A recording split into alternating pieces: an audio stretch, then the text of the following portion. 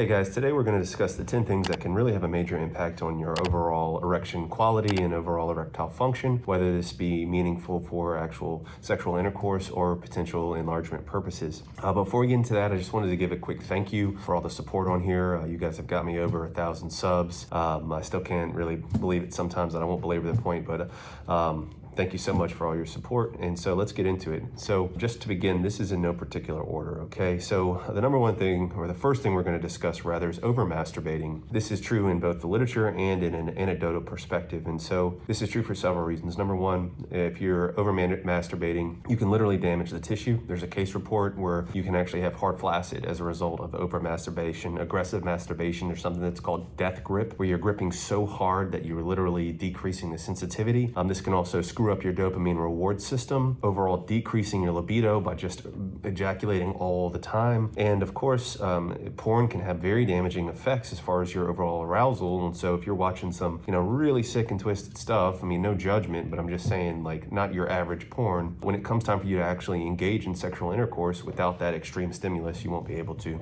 So next thing is going to be low testosterone, okay? So many guys, even young guys, just falsely assume that they have low testosterone because they have some generic issues, or even that they need to be on TRT. And I'm not going to go on my rant about these kids these days and all the shit that they're injecting into their body. But, so the point is, don't assume you have low testosterone. You need to get tested, and you need to actually test for certain things like SHBG, or overall test your free test, not just one test levels. And you need to have multiple tests and make sure you're doing it at certain times of day to accurately get a representation of what your testosterone is. Now, that being said, you do not need testosterone to actually have an erection. It's been proven. There's people that even eunuchs can get an erection with the proper stimulus. But you do see that, especially as you age, that lower testosterone levels are higher associated with erectile dysfunction. Things like sleep and diet, which I'll mention below, and things also like supplements like Fedosia egretis or even Tongkat Ali and even ashwagandha have all been proven to increase testosterone. It's worth it if you're concerned that you might have it, get checked. Poor sleep.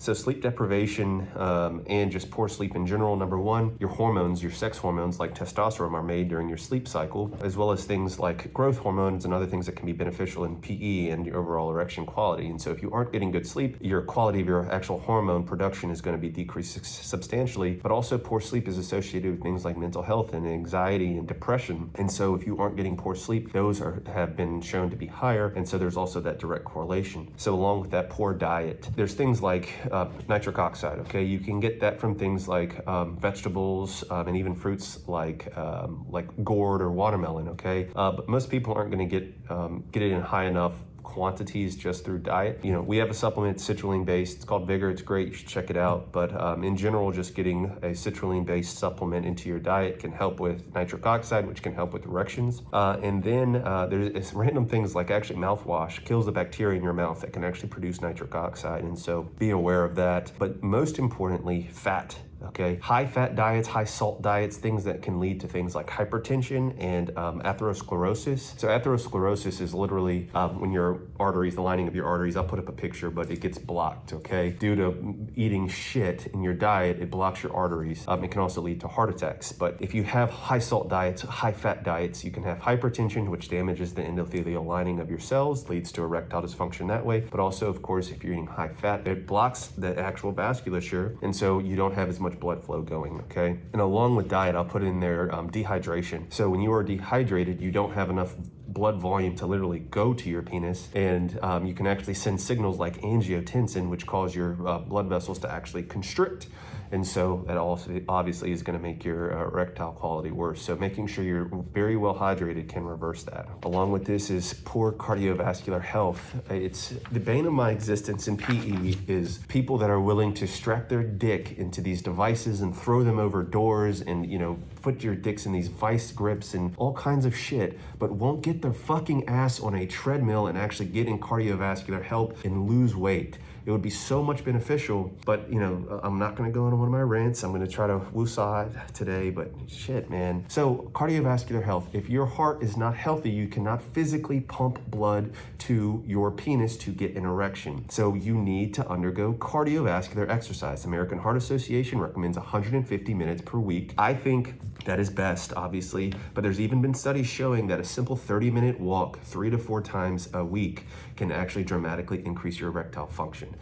So you need to get that heart rate up, get your heart working to help, most importantly, get that blood where it needs to go, especially when we're talking about erectile health. There's also been studies that have shown that erectile dysfunction is a precursor to heart attacks because it signals the poor cardiovascular health. So please, guys, do some cardio. PE specific or enlargement specific is overtraining. So not allowing enough recovery time or not taking appropriate action. So when you are pulling and stretching and clamping, you are literally damaging your endothelial tissue. You are damaging the vasculature. You're even damaging the smooth muscle. And if you have not seen my videos on citrulline or PDE5 inhibitors part 1 or part 2, you really need to check those out because I really break down how exactly that damage occurs through the different mechanisms and how supplements like citrulline, Vigor, at Leviathan Subs, or PDE5 inhibitors at even low doses can help to prevent and reverse that. So it is very important. But yeah, just overtraining and not allowing the tissue enough time to recover can lead to poor erection quality and is often one of the most important signs to show that you need to take rest days if your erection quality starts to dip.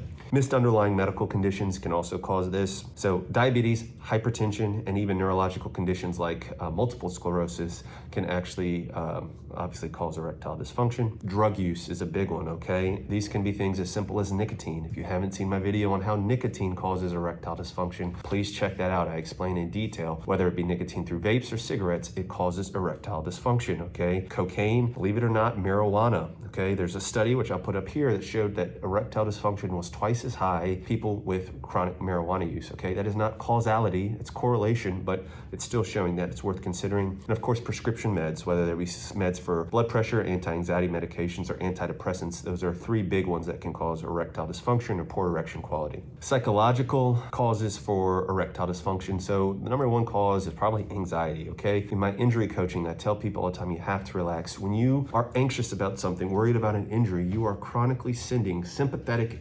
innervation, meaning signals to your pelvic floor and your smooth muscle in that area to stay contracted. In order to get an erection, you have to literally have your smooth muscle cells get a signal to relax. And when you relax, that's when you get actual engorgement of the actual chambers of the penis. And so if you are not relaxing, you cannot physically relax that area. It's going to cause erectile dysfunction. And of course, things like depression, fear of intimacy, and of course, performance anxiety, okay? As high as 25% of males can actually get performance anxiety. So, other things to be aware of. And the last thing, and one that is very important, especially in P, is pelvic floor dysfunction, okay? I fucking hate in all the guides, whether it be on Getting Bigger guides or A Jump for You or Good Looking Loser, all of them say Kegel, Kegel, Kegel, Kegel, Kegel. Guys are fucking up their pelvic floors because they are developing hypertonic pelvic floors, meaning they're contracting their pelvic floor muscles all the time. And even things like, for example, the bulbospongiosus muscle, literally. So this is your corpus spongiosum. The bulbospongiosus muscle wraps around there, and when it is hypertonic, it prevents you from actually getting blood flow into that area, and you get something like soft gland syndrome, which many of you all may have heard me talk about before, where you don't get adequate blood flow to your corpus spongiosum or the head of the penis. And so, and over time, you can actually literally develop hard flaccid just by having that hypertonic pelvic floor. That's literally one of the diagnostic symptoms of hard flaccid syndrome, is that hypertonic pelvic floor, because you just Kegel, Kegel, Kegel, Kegel. You need to do reverse Kegels and you need to do pelvic floor stretching. And for, I would say, like 90% of guys, you do not need to do Kegeling. You just don't. And I wish it could be stricken from like all of these PE guides, but that's I guess a me problem. So anyways, guys, this is trying to be a quicker video. I know a lot of you all want fucking like TikTok format, me telling you the 10 things you need in 30 seconds. I can't do that. If you like my content, you like the information, appreciate you subscribing, liking this video.